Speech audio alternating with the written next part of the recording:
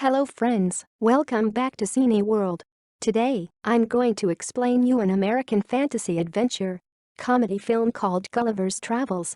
Spoilers ahead. Watch out and take care. A middle-aged man named Lemuel Gulliver wakes up in his messy New York apartment and goes on with his morning routine. He talks to his superhero toys on a shelf and dances in the shower, showing us his goofy side. Gulliver works in the mailroom of a New York newspaper company. That day, he meets a new employee named Dan and befriends him. Gulliver is Dan's boss in the mailing department. As the two deliver their mail for the day, they come across Gulliver's longtime crush and a journalist named Darcy Silverman. He has been in love with her for years but has never confessed. Later that day, Dan brings out a notice that says he has been promoted to head of the mail department on his first day. Gulliver has been working in the facility for 10 years, but no one there respects him. Dan claims that Gulliver is scared to talk and will never progress in life other than his mailroom job. A distressed Gulliver is walking out of the office and notices Darcy working late. He gathers up courage and goes to her cabin to ask her out. However, his nerves get the best of him, so instead, he picks up random paper from her desk and heads out. Darcy asks him if he wants to apply for a travel writing assignment. A nervous Gulliver agrees and has to submit a travel blog the following day. At home, he copies and pastes several articles from the internet for the blog. The following day at work, he submits it to Darcy, who is impressed by his writing skills and provides him with a new task. She wants him to travel to the Bermuda Triangle and write an article about the legends of ships mysteriously disappearing there. To impress her, Gulliver agrees. Darcy arranges a contact and a boat for him. Gulliver flies to Bermuda the very next day, where he is picked up by a man. He takes Gulliver to a rented boat and shows him how to use it. The journey is pretty simple as the boat is automated. Gulliver finally sails for the Bermuda Triangle alone in the boat. For the first few hours, he enjoys himself by reading how to build robot magazines and drinking several cans of Coke. He soon falls asleep. Sometime later, he wakes up to a massive wave in front of him. A sea storm hits and he quickly puts a life jacket on. The boat shakes vigorously in the water. Gulliver turns around to see an enormous sea tornado coming his way. Gulliver, with his boat, is sucked on top of the tornado, then right into its eyes. The screen goes black. When Gulliver opens his eyes, he cannot move his body. He looks down and is surprised when he sees some tiny men standing on top of his chest. Their leader introduces himself as the Commander Edwardian of the Lilliput.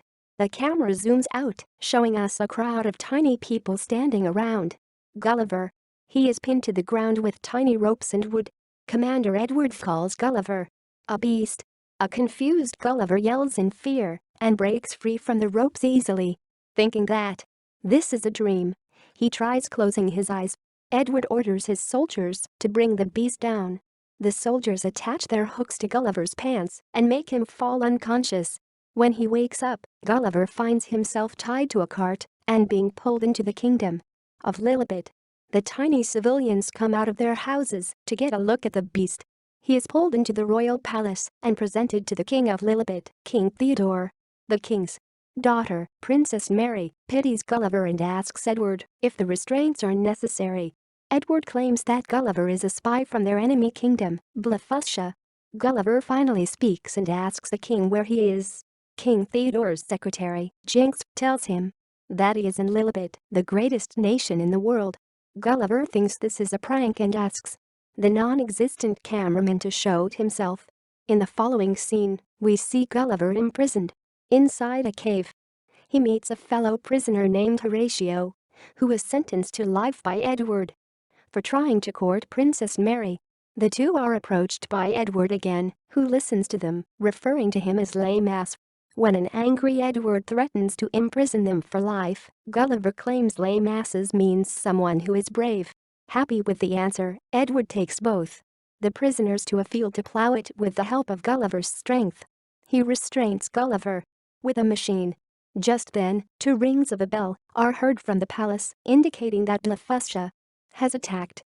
They are trying to kidnap Princess Mary and have started a fire at the palace.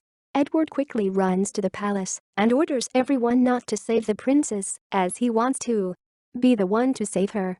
But Horatio asks Gulliver to do it because Edward can't reach her on time. Gulliver easily takes the Lilliputian soldiers down and saves the princess. But the king and his secretary are stuck in the fire. Gulliver, in a hurry, urinates on the building. Everyone claps for him when he stops the fire and saves King Theodore. The king removes him and Horatio from imprisonment and thanks Gulliver for his bravery. He also invites everyone for a feast at night to celebrate the occasion. Edward is furious to see someone else being praised for their bravery. At the feast, the king asks Gulliver where he is from, and he answers he is from Manhattan.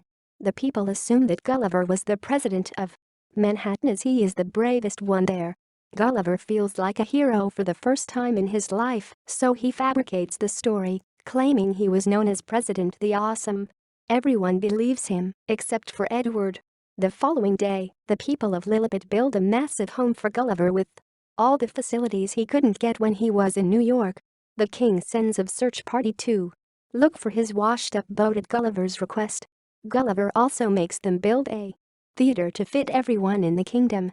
Then, he shows them a drama of his sinking Titanic, claiming it to be the story of his life. Everyone is amazed by the tragic life that he has had. Edward inquires how he was saved after drowning, and Gulliver claims that he was resuscitated. Later, Horatio asks Gulliver to help him impress Princess Mary, and Gulliver agrees. The two go to the palace, and Horatio approaches the princess. A hidden Gulliver recites the lyrics of the song Kiss, making Horatio repeat it. By the end of it, the princess starts to fall for Horatio. But she is called by Edward, who has come to court her. The two have been destined to get married as Edward is the bravest of the kingdom. Princess Mary isn't fond of Edward, but she cannot seem to get rid of him. Somewhere else, the search party finds the washed-up boat with cans of Coke. Gulliver comes to the scene and finds his phone is still working. He has 12 voice messages from Darcy. Turns out she is furious to have found out about Gulliver's plagiarized article. She has to now sail on the same trail Gulliver came through to do the Bermuda Triangle research herself. Gulliver now doesn't want to go back to New York and face her, so he decides to stay in Lilliput permanently. Edward is not happy about the decision and tells the king he is suspicious of Gulliver. The king dismisses him, claiming that he trusts Gulliver. Because of his stay, the king gives Gulliver the title of the new general and demotes Edward to vice-general.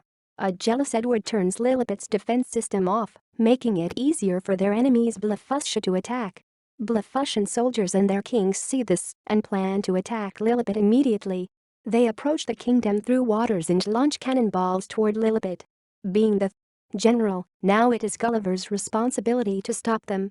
He nervously steps into the water and starts to splash it around. The cannonballs do not work on Gulliver, who is massive compared to them. Eventually, he defeats the Lilliputians and becomes the savior of Lilliput. The people from Lilliput fulfill all of Gulliver's wishes. They even build a model of Times Square so he would feel at home. They changed their clothing to match that of Gulliver's. Soldiers are appointed to cut his hair and give him massages. One night, Edward barges into the princess's chamber. He claims that it is his right to come in any time because he courts the princess.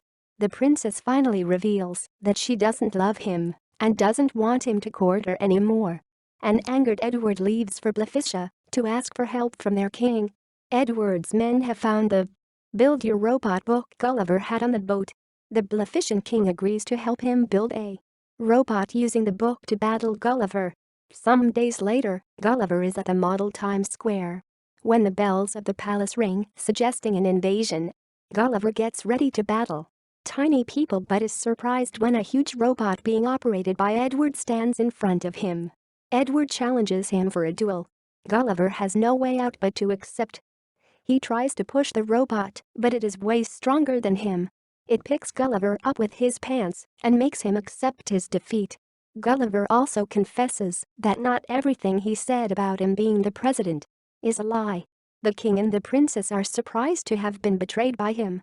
Edward sends Gulliver to a forbidden place called the island where we dare not go. As a punishment, when Gulliver is left there, he is picked up by a giant little girl. Turns out the island is the home of giants. The girl thinks Gulliver is a toy and keeps him in her Barbie house, dressing him in girly pink clothes. Meanwhile, back in Lilliput, Darcy's body washes up on the shore. Gulliver had told everyone that Darcy is his princess back home, so Edward recognizes her and imprisons her. She meets King Theodore and his queen in prison, who have been captured after Gulliver's defeat. Horatio sees this and decides to travel to the island where we dare not go to get Gulliver back. He is minuscule on the island and manages to reach Gulliver safely. The little girl's dollhouse also has a skeleton of a dead U.S. Air Force pilot. Gulliver uses the parachute to escape and fly back to Lilliput. He first goes to meet Darcy in the prison and confesses that he has a crush on her. She forgives him for plagiarizing the article and seems to be opening up to him. Gulliver has decided to challenge Edward for a duel. He doesn't want to prove his bravery anymore but genuinely wants to help Lilliput. The following day, the two stand before each other, ready to battle. Gulliver wants Edward to give the kingdom back to King Theodore if he wins. But if he loses, Edward will destroy the kingdom altogether. The two fight, and Edward overpowers him within seconds. Horatio runs to help him and manages to get inside the robot. He defeats Edward from inside, eventually depowering the robot. After that, Gulliver easily manages to defeat it, and the crowd erupts in cheers. Even Darcy celebrates the win. Because of Horatio's bravery, he is provided permission to court Princess Mary. The two finally kiss. But just then, Edward, who has reached the point of insanity, takes the princess hostage. But the princess, finally having enough of Edward, beats the traitor up in frustration. Darcy then kisses Gulliver for the first time. The Lilliputian king and Theodore are about to initiate the war again, but Gulliver stops them. He successfully helps to make peace between the rival island nations by reciting Edwin Starr's War, and finally, he, along with Darcy, return to New York City on their repaired ship. Cut to a few weeks later, Gulliver has left the mailroom job and is a travel writer now. He and Darcy are in a happy relationship. Gulliver has just completed a travel assignment, and the movie ends as the two walk out of Darcy's office while holding hands. Thanks for watching. Please subscribe for more videos.